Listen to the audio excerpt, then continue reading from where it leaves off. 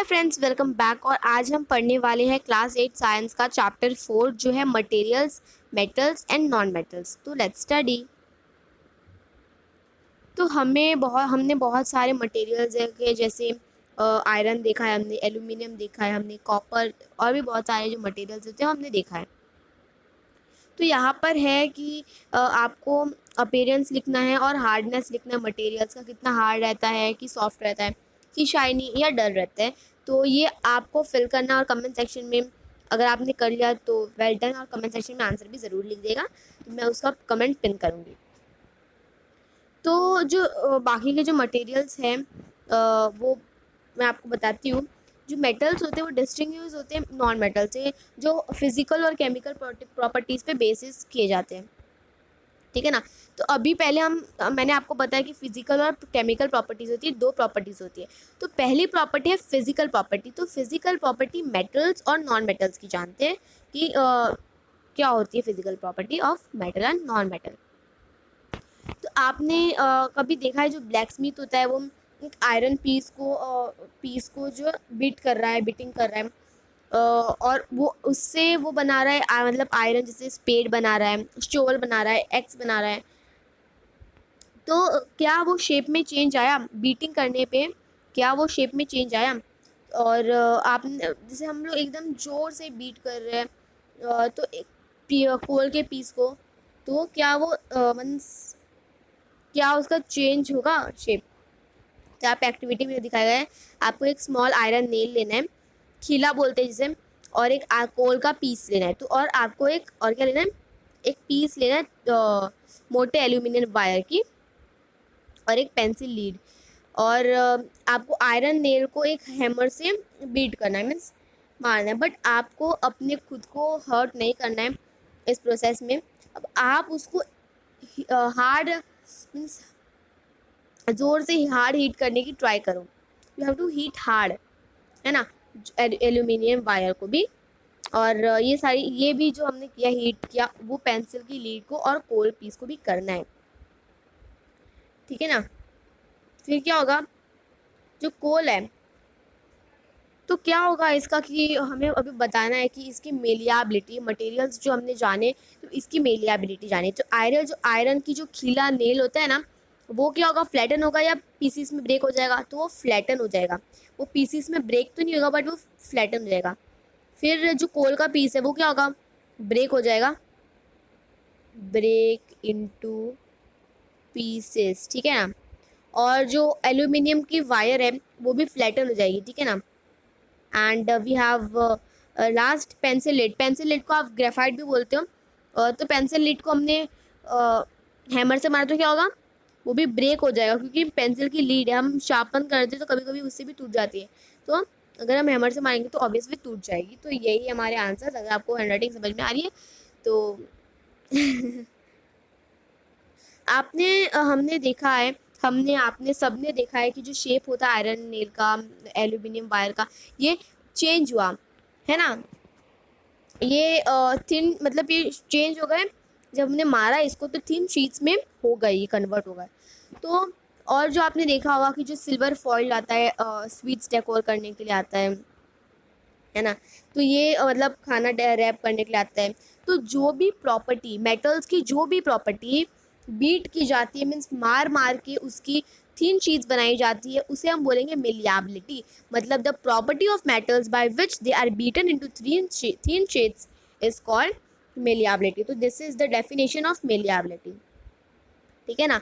और जो मैंने आपको एग्जांपल्स बताए कि जो कोल है, पेंसिल लेड है, ये तो टूट जाएगा। क्यों टूटेगा? क्योंकि ये नॉन मेटल है और ये मेटल नहीं है ना।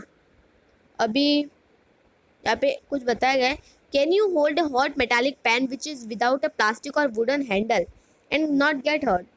Perhaps not. वाई? जैसे यहाँ पे पूछ रहे हैं कि क्या आप एक जैसे आपका पेन रहता है ये, तो ये पेन का जो ये होता है, ये हैंडल होता है, या आप बिना प्लास्टिक के या वुडन हैंडल के पकड़ सकते हो और आपको हर्ट नहीं होगा? ऐसा तो बिल्कुल नहीं होगा कि अगर हम पकड़ेंगे तो हमें हर्ट नहीं होगा। हम भी इंसान हैं, तुम भी इंसान हो, सब लोग इंसान हैं, आधे जानवर भी हैं, बट जानवर क्यों खाना बनाएंगे?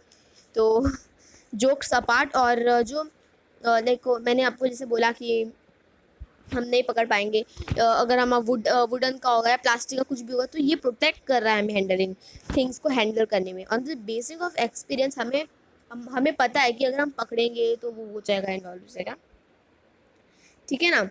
और इसके आगे जानते हैं हम लोग कि तो क्या आप लोग को पता है कि जो आयरन रॉड होती है, नेल होता है, जो खीला बोलते हैं उसे, कॉपर वायर होती है, सारे गुड कंडक्टर्स होते हैं। वाइल जो रोल सरफेस, जो सल्फर की पीस होता है ना, रोल सल्फर की पीस, वो कोल का पीस और कोल का पीस, ये सब क्या होते हैं, ये दोनों क्या होते हैं, पुअर कंडक्टर्स होते हैं।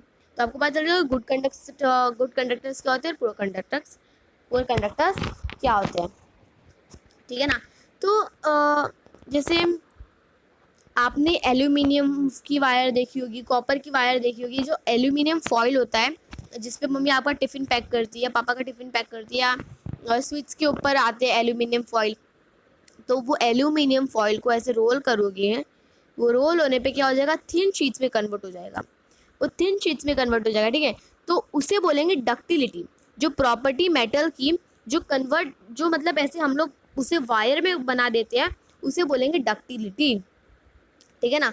जैसे मैंने आपको बोला कि जो एल्यूमिनियम का होता है उसे हम लोग रोल करेंगे, ड्रॉन करेंगे, तो वो बन जाएगा, इसमें बन जाएगा डक्टिलिटी में। अभी हम जानते हैं सोनोरस क्या होता है। तो जो चीज़ें मेटल्स की होती है, मतलब जो चीज़ें मेटल्स की होती है, ये आवाज़ मतलब ऐसे ठक ठक ठक ठक, मतलब हम लोग जब ही उसको रिंग मतलब जब हम लोग उसे मारते हैं या दब दब दब दब कुछ भी करते हैं, नॉक करते हैं, कुछ भी करते हैं, तो वो क्या होता है, रिंगिंग साउंड प्रोड्यूस करता है। जब हम लोग एकदम स्टक एकदम जोर का मारते हैं तब उसे, जैसे जैसे आपके पास दो बॉक्सेस है ना, you have to do two boxes, एक बॉक्स है मेटल का और एक बॉक्स है वुड का। तो आप दोनों में ठक ठक कर रहे हो, इसमें कर रहे हो पर इसमें नहीं हुआ, इसमें कर रहे हो, इसमें हो रहा है, रिंगिंग साउंड प्रोड्यूस हो रही है। तो ये क्या है, सोनोरस। ये सोनोरस इसलिए है क्योंकि जो मेटल्स होते हैं वो सोनोरस ही होते हैं, मीन जो भी रिंगिंग साउंड जो आप ऐसे कर रहे हो ठक ठक ठक ठक, तो वो रिंगिंग साउंड प्रोड्यूस कर रहे, तो वो सोनोरस ही है। तो जो इसका सोनोरस का डेफिनेशन क्या है, जो मेटल्स प्रोड्यूस किए आते हैं रिंगिंग साउंड, उन्हें बोलेंगे सोनोरस। और जो मेटल्स जो मटेरियल जो मेटल्स नहीं होते वो सोनोरस नहीं होते हैं, ठीक है ना। तो अभी हमको पता चला कि जो मेटल्स क्या होते हैं, मतलब जो मटेरियल्स होते हैं, मेटल्स क्या होते हैं। तो मेटल्स वो होते हैं जो हार्ड होता है, lustrous, lustrous means shiny, malleable होता है, जो मेलिएबल मतलब जो थिन शीट्स में कन्वर्ट कर सकता है, डक्टाइल मीन्स थिन वायर में कन्वर्ट कर सकता है, सोनरस मतलब रिंगिंग साउंड प्रोड्यूस करते हैं, और जो गुड कंडक्टर्स होते हैं हीट और इलेक्ट्रिसिटी का, है ना।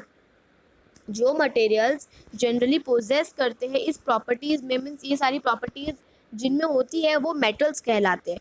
तो मेटल्स के एग्जांपल क्या है, आयरन है, कॉपर है, एल्यूमिनियम है, कैल्शियम है, मैग्नीशियम है, और भी बहुत सारे।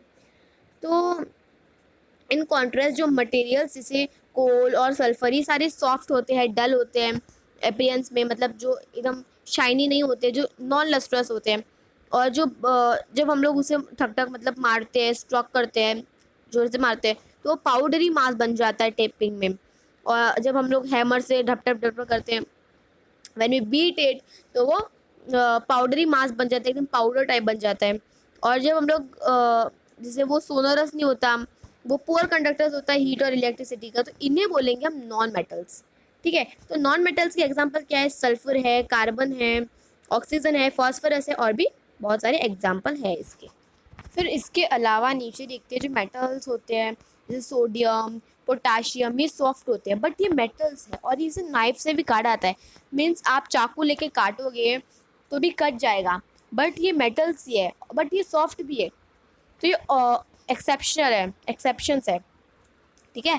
जो मर्क्यूरी है वो जो एक मेटल है जो लिक्विड स्टेट में फाउंड किया जाता है एट रूम टेम्परेचर, ये सारे क्या है, एक्सेप्शंस है सारे। एक्सेप्शंस मतलब जो मेटल्स तो है, मीन्स जैसे मैं आपको बताती हूँ एक एग्जांपल नॉन मेटल का एक्सेप्शन। तो नॉन मेटल का एक्सेप्शन होगा डायमंड।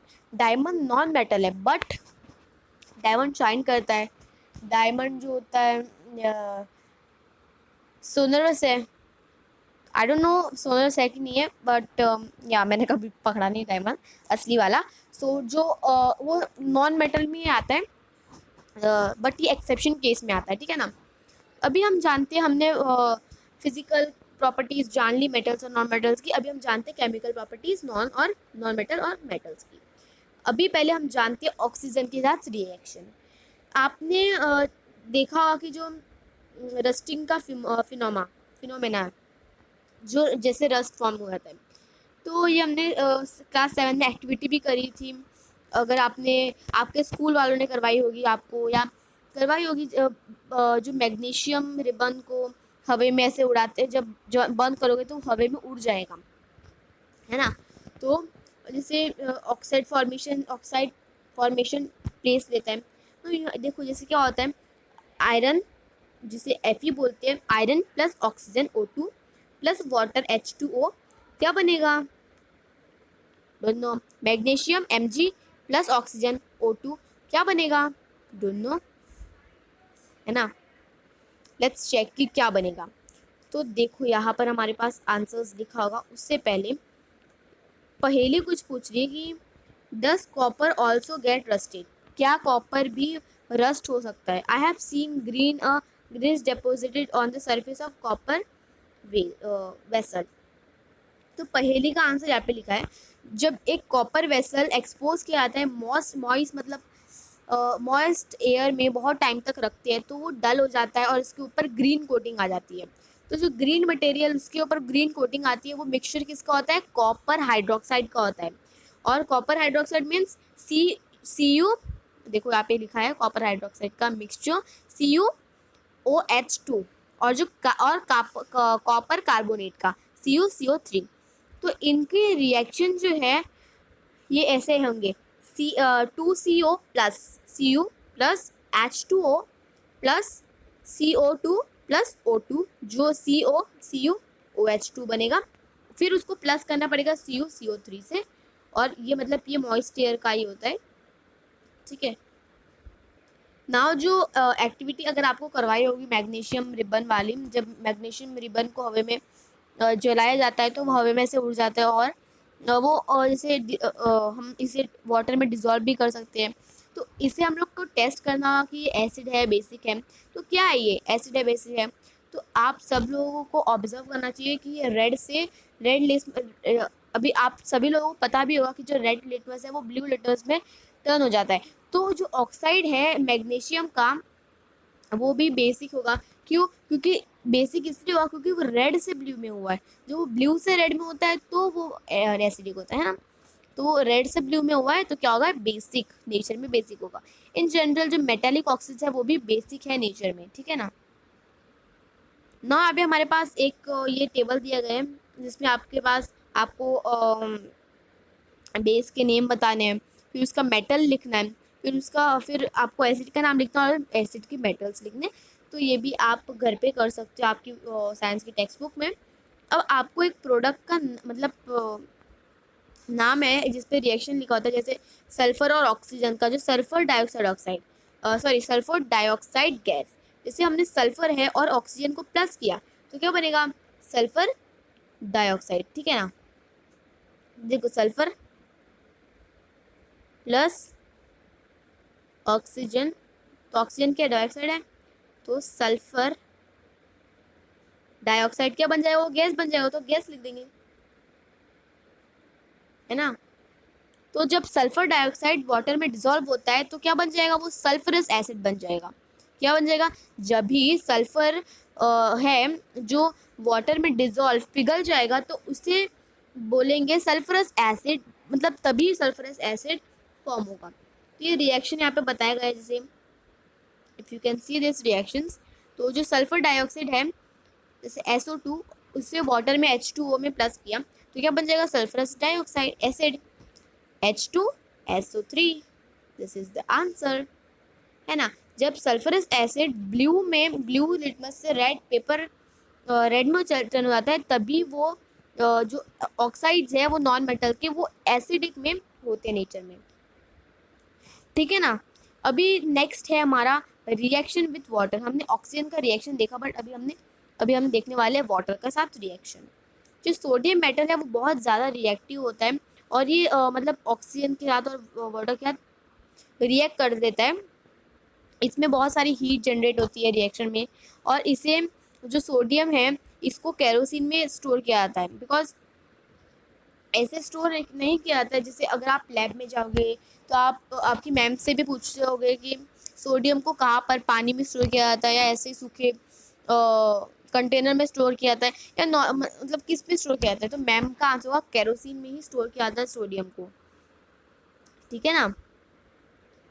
तो जो सोडियम है वो वाटर के साथ ज़्यादा मतलब विगरसली रिएक्ट करता है। तो कुछ अलग मेटल्स जो होते हैं वो इतना रिएक्ट नहीं करते। जैसे एग्जांपल है आयरन, जो होता है वो वाटर के साथ एकदम स्लोली रिएक्ट करता है, और जनरली जो होते हैं नॉन मेटल्स वो भी रिएक्ट नहीं करते वाटर के साथ। तो जो ये है बहुत रिएक्टिव होते हैं मेटल्स के साथ। जैसे कुछ नॉन मेटल्स का मतलब कुछ नॉन मेटल्स हैं जो पानी में स्टोर किए जाते हैं, है ना। इसके एग्जांपल्स है फोस्फरस। फोस्फरस भी एक बहुत रिएक्टिव नॉन मेटल है, और ये जैसे एयर में होता है, जो एक्सपोज किया जाता है तो वो फायर को ज़्यादा जल्दी कैच कर लेता है। तो इसको बचाने के लिए, इसके कांटेक्ट को बचाने के लिए फोस्फरस के एटमॉस्फेरिक ऑक्सीजन के कांटेक्ट में आने से पहले इसको स्टोर किया जाता है वाटर में, पानी में स्टोर किया जाता है, ठीक है ना। अभी हम जानेंगे रिएक्शन विद एसिड। तो यहाँ पे कोई डिफरेंस है कि जो मेटल्स होते हैं नॉन मेटल्स कैसे एसिड क्या रिएक्ट करते हैं। तो जैसे आप बर्न कर रहे हो, मतलब कुछ केसेस में पॉप साउंड आता है, जैसे आप मैचस्टिक बर्न कर रहे हो और आपके मुंह के पास टेस्ट ट्यूब। तो जैसे जनरली जो होते हैं, मैं इसका एक वो होता है, अगर आप आपकी मैम आपको स्कूल में करवाएगी इसका जो पॉप साउंड आएगा इसका एक्टिविटी। तो जो नॉन मेटल्स होते हैं वो जनरली रिएक्ट नहीं करते एसिड्स के साथ। तो बट जो मेटल्स होते हैं वो एसिड्स के साथ रिएक्ट भी करते हैं, और ये जब प्रोड्यूस करते हैं हाइड्रोजन गैस, इसीलिए वो जब जलता है तो वो पॉप साउंड प्रोड्यूस करता है, ठीक है ना।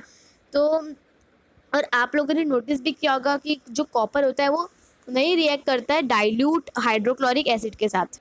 इवन ऑन हीटिंग, मतलब हम हीट भी करेंगे उसको, तभी भी वो तभी भी it will react with sulphuric acid only.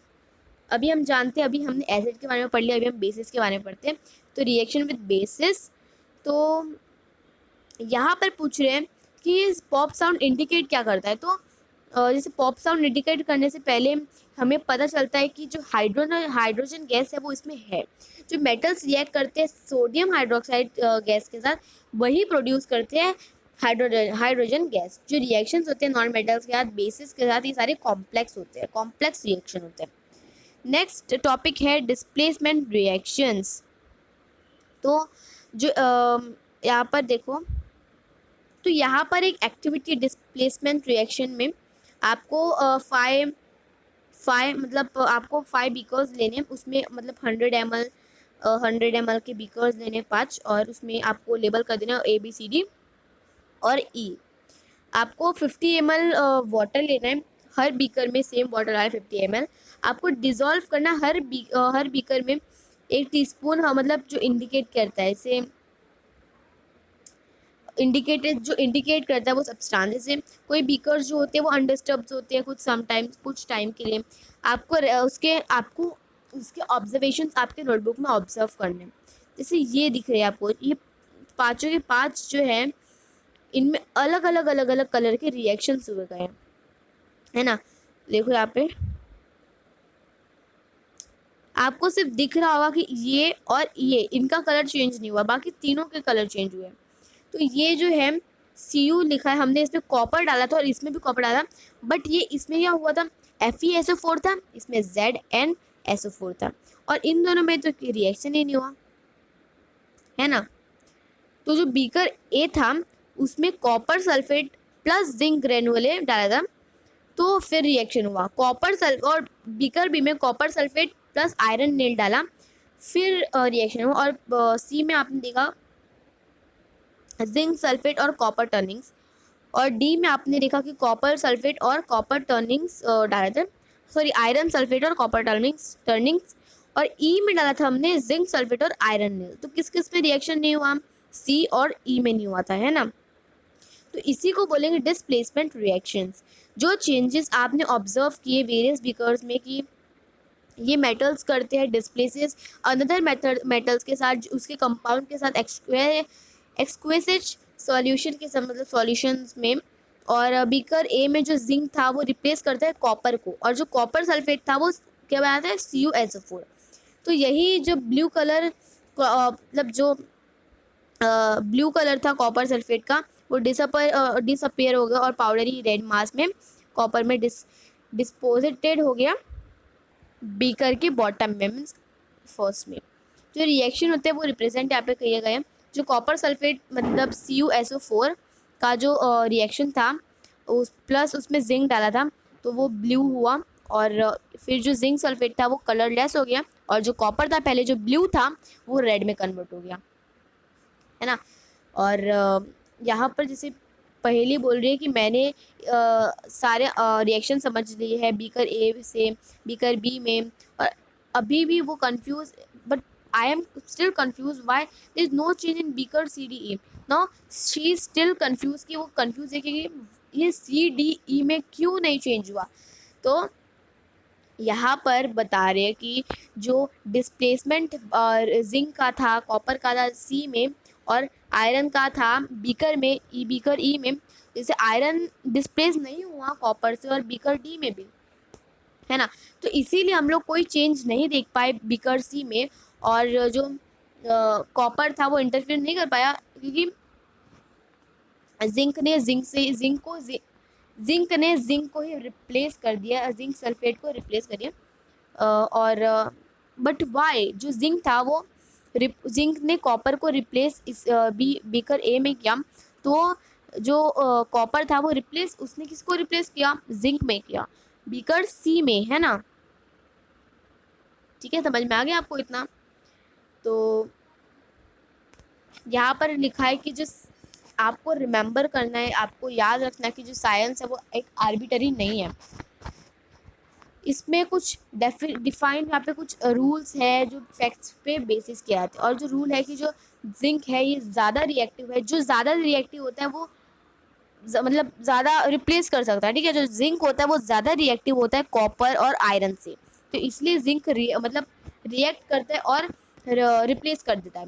एक जो मोर रिएक्टिव मेटल होता है वो रिप्लेस करता है लेस रिएक्टिव मेटल को। जो जो मोर रिएक्टिव मेटल होता है वो हटाता है, मतलब रिप्लेस करता है रेस रिएक्टिव मेटल। जो बट जो रेस रिएक्टिव मेटल है वो भी मोर रिएक्टिव मेटल को रिप्लेस नहीं कर सकता, है ना। तो अभी आप लोगों को समझ में आया क्यों डिस्प्लेसमेंट रिएक्शन नहीं हुआ बीकर डी ई और इसमें।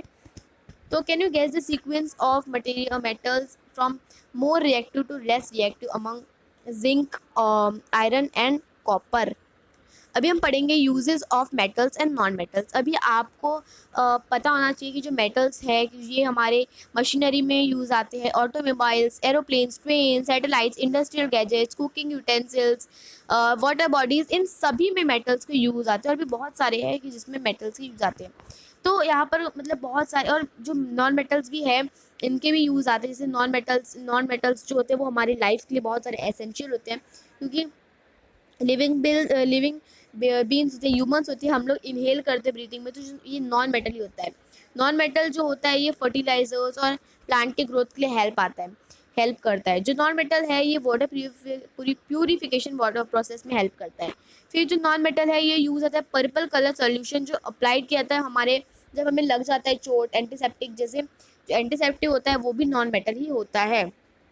नॉन मेटल जो होते हैं हमारे, हमें फायर क्रैकर्स, पटाखे फोड़ते हैं ना, तो वो भी नॉन मेटल्स ही होते हैं। तो यहाँ पर आप कुछ और भी यूजेस मीन्स आप डाल सकते हो मेटल्स और नॉन मेटल्स की, कमेंट सेक्शन में बता सकते हो मुझे कि क्या क्या है आपके जो आपको पता है यूजेस और यूजेस मेटल्स और नॉन मेटल्स की।